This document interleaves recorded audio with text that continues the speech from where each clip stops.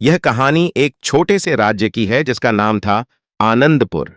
आनंदपुर अपने शांतिपूर्ण माहौल और खुशहाल लोगों के लिए प्रसिद्ध था। इस राज्य के राजा का नाम था विक्रमादित्य। राजा बहुत ही न्यायप्रिय और दयालु था, लेकिन वह हमेशा संतोष और धैर्य की खोज में रहता था। वह जानना चाहता था कि सच्चा संतोष और धैर्य कैसे प्राप्त किया जा सकता है। एक दिन राजा ने घोषणा की कि जो कोई भी उसे सच्चा संतोष और धैर्य सिखा सकता है, उसे वह बड़ा इनाम देगा।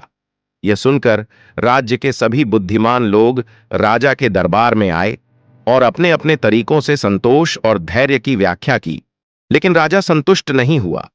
उसे एक ऐसी व्याख्या चाहिए थी जो उसकी आत्मा को छू सके और उसे संतोष प्राप्त हो सके।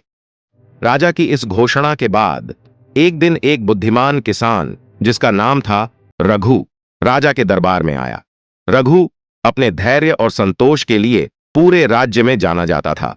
वह बहुत ही साधारण जीवन जीता था और खेती करके अपनी आजीविका चलाता था। राजा ने रघु से पूछा, क्या तुम मुझे सच्चा संतोष और धैर्य सिखा सकते हो? रघु ने राजा से कहा, महाराज, संतोष और धैर्य को समझने के लिए आपको मेरे साथ कुछ दिन बिताने होंगे। आपको मेरे खेत पर चलना होगा और मेरे साथ काम करना होगा। राजा ने सहर्ष यह प्रस्ताव स्वीकार किया और रघु के साथ उसके खेत पर चल पड़ा। रघु के खेत पर राजा ने देखा कि कैसे रघु धैर्यपूर्वक हर काम करता है। वह सुबह जल्दी उठता, खेतों में मेहनत करता और शाम को संतोषपूर्वक विश्राम करता। रघु ने राजा को भी खेती के काम में शामिल किया।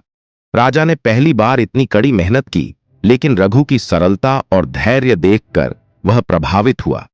एक दिन राजा ने देखा कि रघु के खेत में एक पौधा उग रहा है। रघु ने बताया कि यह पौधा बहुत ही खास है और इसे बढ़ने में समय लगता है। राजा ने उत्सुकता से पूछा, इस पौधे में क्या खास है? रघु ने मुस्कुराते हुए कहा, महाराज, इस पौधे में एक दिन फल आएंगे, लेकिन इसके लिए हमें धैर्य रखना होगा। राजा ने धैर्यपूर्वक उस पौधे की देखभाल की और समय बीतता गया। कई महीने बाद पौधे में फल आने लगे। राजा ने उन फलों को चखा और पाया कि वे बहुत ही मीठे और स्वादिष्ट थे। रघु ने कहा, महाराज, इस पौधे ने आपको धैर्य का महत्व सिखाया और अब यह फल आपको संतोष का अनुभव करवा रहे हैं।